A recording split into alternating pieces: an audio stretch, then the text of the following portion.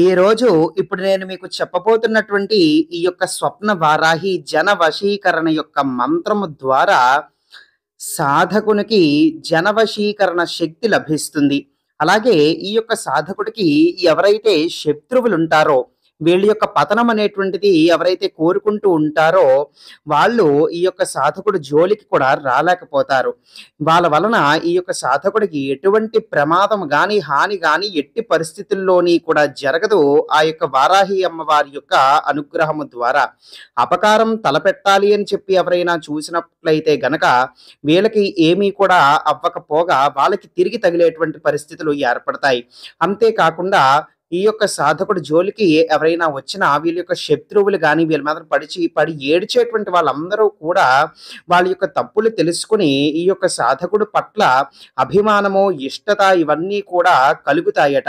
అది సాధకుడికే ఆశ్చర్యకరంగా ఉంటుందట. అందులో ఏ మాత్రము కూడా సందేహము లేదు. వీళ్ళ యొక్క పతనం కోరుకున్నందుకు ఆ యొక్క శత్రువులే సిగ్గుపడతారట. ఆ విధమైనటువంటి పరిస్థితి కలగజేస్తుంది. మరి ఈ యొక్క సాధన ఏ విధంగా చెయ్యొచ్చు అని అంటే గనక ఏదైనా సరే ఒక శుక్రవారం నాడు ఈ యొక్క సాధన అనేటువంటిది మొదలు పెట్టవచ్చు. పురుషులైనా చెయ్యొచ్చు, స్త్రీలైనా చెయ్యొచ్చు. స్త్రీలకి ఆటంకం వచ్చినట్లయితే గనక ఆ యొక్క 4 రోజులు కూడా మినహాయించి 4 రోజులు గడిచిపోయిన తర్వాత మళ్ళీ కూడా కొనసాగించవచ్చు. అయితే ఈ యొక్క శుక్రవారం నాడు శుచిగా శుభ్రంగా ఉదయం పూట మీరు తలస్నానం అనేటువంటిది చేసిన తర్వాత చక్కగా పూజా మందిరంలో కూర్చోండి. ప్రత్యేకంగా దీపారాధన, పూజ చెయ్యవలసినటువంటి అవసరం లేదు. మీరు జపం చేస్తున్నటువంటి మంత్రమే భగవంతుడిగా భావించండి. అయితే శుచిగా ఒక ఆసనం వేసుకుని కూర్చోండి. నేల మీదన కూర్చోకండి.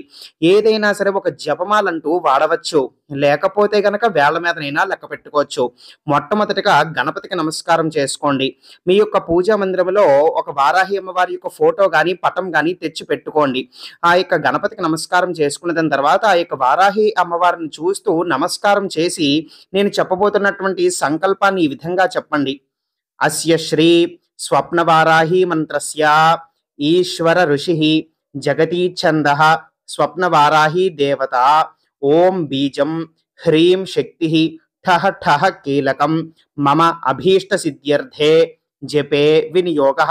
ఇది కాకుండా ఇంకా కూడా ప్రత్యేకమైనటువంటి కోరిక గాని ఉన్నట్లయితే, భార్యాభర్తల సమస్యలు గాని, పెళ్లి సమస్యలు గాని, శత్రువుల సమస్యలు గాని ప్రత్యేకంగా ఏదైనా ఉన్నట్లయితే కనుక అది కూడా అమ్మవారికి నమస్కారం చేసుకుని చెప్పుకోవచ్చు మనసులో. ఆ విధంగా చెప్పుకున్న దాని తర్వాత అప్పుడు మంత్ర జపాన్ని ప్రారంభించండి. మంత్రం చెప్తున్నాను వినండి. ఓం హ్రీం నమో వారాహి ఘోరే స్వప్నం ఠహ ఠహ స్వాహ. మళ్ళీ చెప్తున్నాను.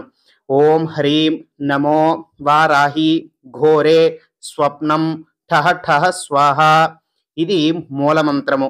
మొట్టమొదటిగా అమ్మవారికి నమస్కారం చేసుకుని సంకల్పం చెప్పుకున్న తర్వాత మీ యొక్క శక్తి అనుసారం ఈ యొక్క మంత్ర జపం అనేటువంటిది చేసుకోవచ్చు. ఈ విధంగా ప్రతిరోజు కూడా చెయ్యండి. అయితే ఈ యొక్క మంత్ర సాధన కనీసం ఒక 10,000 సార్లు చేస్తాననో, లేకపోతే 21,000 సార్లు చేస్తాననో, 1,00,000 సార్లు చేస్తాననో మీరు మొదటి రోజు అమ్మవారికి నమస్కారం చేసుకుని సంకల్పించుకోండి. కొంతమందికి 10,000 సార్లు చేసేసరికి అద్భుతమైన శక్తి ఉంటుంది. అది వాళ్ళకి యోగం బట్టి ఉంటుంది. అందరికీ జరగకపోవచ్చు. కొంతమంది విషయాలలో ఇంకా కూడా ఎక్కువ సార్లు జపం చేయవలసి వస్తుంది ఆ యొక్క అమ్మవారు అనుగ్రహించడం కోసం. దాన్ని బట్టి మీరు సంకల్పించుకుని నమస్కారం చేసుకోండి. ఎంతైతే సంఖ్య చేస్తానన్నారో అది పూర్తయిపోయేంత వరకు కూడా నేల మీదనే పడుకోవాలి. మద్యపానం, ధూమపానం, మాంసాహారం వంటివి తినకూడదు. ఈ విధమైనటువంటి నియమాలు పాటించి శుభ్రంగా చేసుకున్నట్లయితే అమ్మవారి యొక్క అనుగ్రహం కలుగుతుంది.